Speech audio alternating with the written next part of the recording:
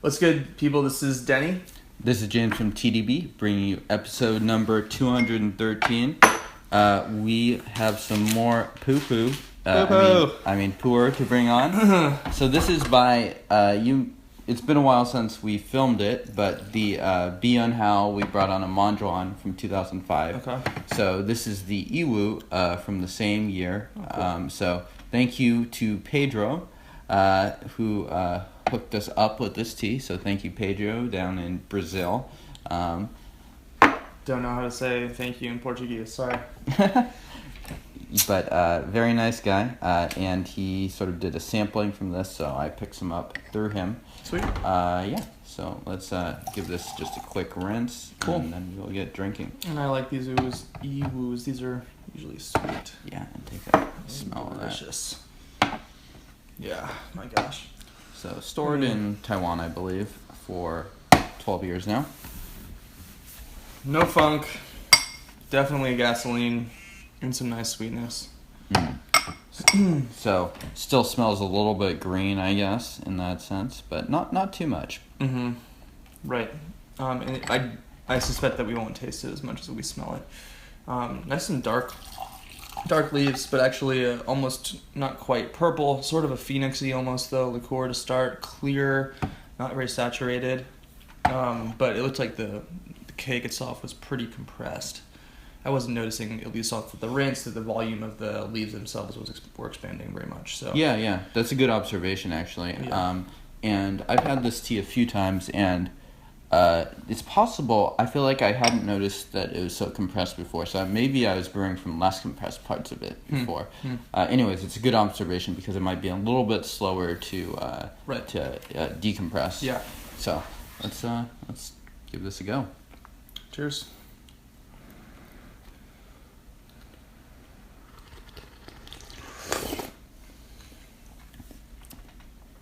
Man, I just love these teas because they have this just like the thickest vein of sweetness running through them, man. You know, to play up some weird gold mining metaphor. I don't know. Gold mining? Yeah, you know how they use the word veins to describe like the veins of gold in mountains, because they appear as veins, like they appear as like huge columns that weave through the mountain. Interesting. Geology knowledge for y'all. Yeah. Look at the dropping liqueur. some bombs today, Dan. Some Speaking knowledge of bombs. some knowledge bombs, I'm getting a knowledge boner on this delicious. That didn't make any sense. This tastes good though. That's what we're talking about. You know, last time we filmed this, Pedro shared it with the Taiwanese producer who shared it on his Facebook. So we're gonna teach him some American slang today. Yeah, I want to see the YouTube translation of this episode. So this is so tasty and sweet, and these tend to, for me, be passing the mom test more than not. No gasoline on it at all. We might get there because the liqueur is getting much deeper already. Yeah, and I'd say that the initial brew, it had some viscosity to it. I'd say it's very soft texturally, but I think we're still getting to sort of the more substance of the tea. So we'll see how this goes. Maybe a little bit of some sort of medicinal stuff. The volume of the leaves have Take a smell. just really blown up. Some tobacco in there for sure. Smells. I get a little bit of like spicy. menthol, a little bit of that in there as well. Really sweet aroma, as Denny has remarked. Yeah, and this is a tasty one. And so James is prepping the next brew, taking advantage of the thermal mass, the heat that we have put into the brewing vessel. So Yeah. here we go. Steep number 2. Cheers.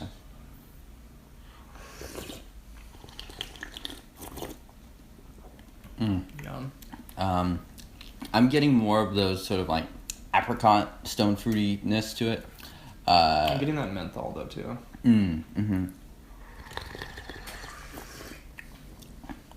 Compared with, for instance, the tea that we brought on in the last episode, if we were to sort of like use music, sort of like bass to whatever the high notes would be. The last tea would be very much all base, and this would be sort of, I'd say, in the middle, getting a lot more mix of high notes and low notes in this tea. Yeah, there's a lot more going on. It's easy to mistake the thick viscosity of this tea as almost a flavor component because it's such a loud experience, and the sort of sensations, right? Like when I'm drinking this tea, I'm experiencing 15 or 20% more of the texture as a sensation than when I was on our last tea, for example. So it's almost like my brain is kind of getting tricked that there's more flavor going on when there's just more sensation going on.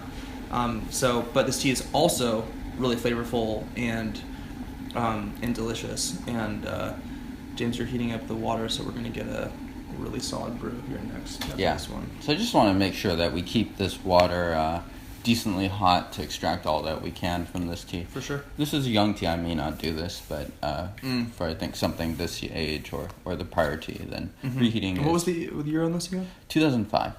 Great. Yeah. Is that about what you'd guess from the sort of profile of it? Yeah, I would say sort of like 10 plus is kind of the first glance.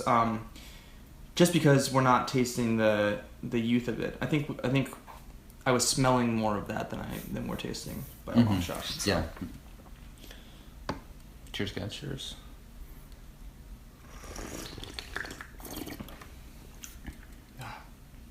Really soft. Yeah. A little bit of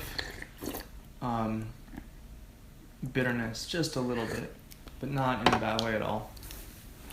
Really pleasant. Are you getting much energy off of it? No, not particularly, actually. At least not yet. It's kind of a cool day, though. It is. I'm not feeling super hot or anything like that, but this is really quite nice. One of those teas that I think does require a little bit more attention. But also a tea that would probably pass the mom test, even if she doesn't necessarily appreciate all of the complexities to the. Yeah, I wonder if this steeping itself will pass the mom test, because I think this one's going to be a little bit stronger and more bitter. Yeah, that gasoline is pretty much gone from the aroma. One thing I like about this is it's just a really rich aromatic smell to this Absolutely. whole thing, and to the whole experience. I mean, to the taste too. It's very lively. Yeah. Compared to the last two, which is a little bit older, more relaxed. Absolutely, and this tea too. Also, just from the age of it, I think has quieted down a significant amount. And yeah, we're in sort of those medium notes, as James was saying. Now, and I wonder if this tea rolling really improve as we get farther along in the steeping. Liqueur-wise, pretty dark. I think it's one more, this sort of, I don't know what you would call that, orange-yellow. It's kind of a good indication of the age as well. I'd say so, yes. And you can just sort of see that it's in between super young tea, which would be like yellow or really pale, and something like the previous tea where it's still raw tea, but it's run up like a red. Yeah, totally. And excuse us if the audio has changed. Our producer was calling us, and it's just ruining our episode completely. Yeah. We'll find out here in a second if the audio is still rolling. It is now. Stevie! Damn you, Stevie. Yeah. Alright, so this is steeping number 4. No, 5. I think you're...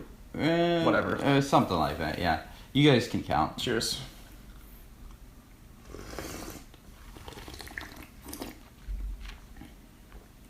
Wow. I was expecting it to be more bitter, but because this was the heated up. There's a hint of tannins. There's definitely tannins, yeah. But there is now. It's still. But it's not overbearing in any way. It's not like maybe it's 5% and you're sort of noticing it, but it's not like but yeah, just really great mouthfeel and texture. I feel like I'm kind of tasting it a little bit in my neck a little bit, and yeah, just a wonderful tea. This is the kind of tea though that I think I would max out on. I couldn't just like keep sessioning another raw after this. It's very flavorful. I also feel like this is a tea that if you had something that was really strong beforehand, this tea may not be loud enough that you'd be able to like sort of pick out sort of the nuances of the brews.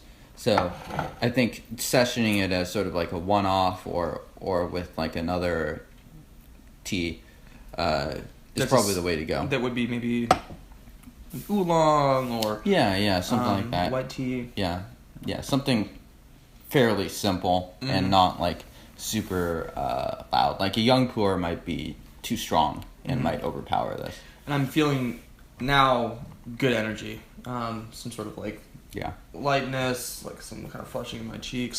I think that's one thing that I pushed that last steep a little bit with the reheated water and stuff like that, and as a result, there's some more tannins, but you can also get just a fuller, richer brew with more things going on. Yeah, totally.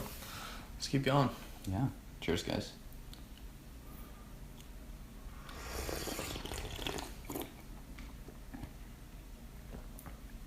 Still juicy and sweet.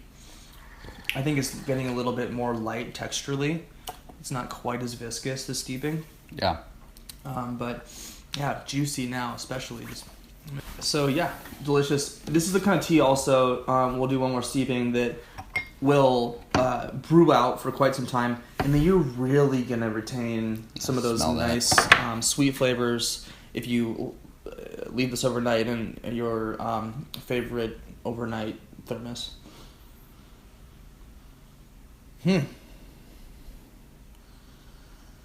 Okay.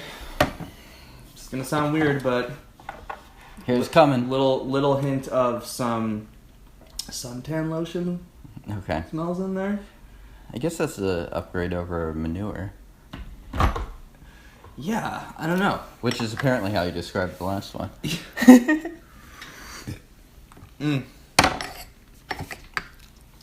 I can actually understand sort of like having that sort of like rich aromatic stuff. I mean, suntan lotion, I don't know. Anyways, I'm not going to comment anymore. I don't know. I just smelled it and thought suntan lotion. It's weird. And when I say these things too, don't get it twisted. It's not like you're going to be drinking. It's not like you're squeegeeing a bottle of of whatever your favorite suntan lotion is directly into your mouth. It's a subtle. You're. Yeah, it's a dangerous game. Yeah, if you try to taste everything that Denny describes, you will probably die. You may just actually die. Yeah, the components tasting. Yeah, you buy some manure, you buy some suntan lotion. We're gonna have this really nice party. Don't do that. Yeah. Still tasting this for sure. And good energy. Yeah, I'd say the aftertaste and sort of lingering flavors are really long-lasting and enduring and really pleasant. Totally. So I'd say that's half the enjoyment of the tea right there. Yeah, 100%. Cheers.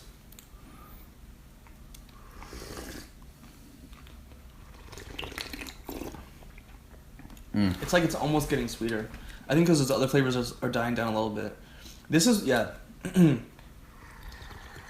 you have to like raw Pu'erh flavors.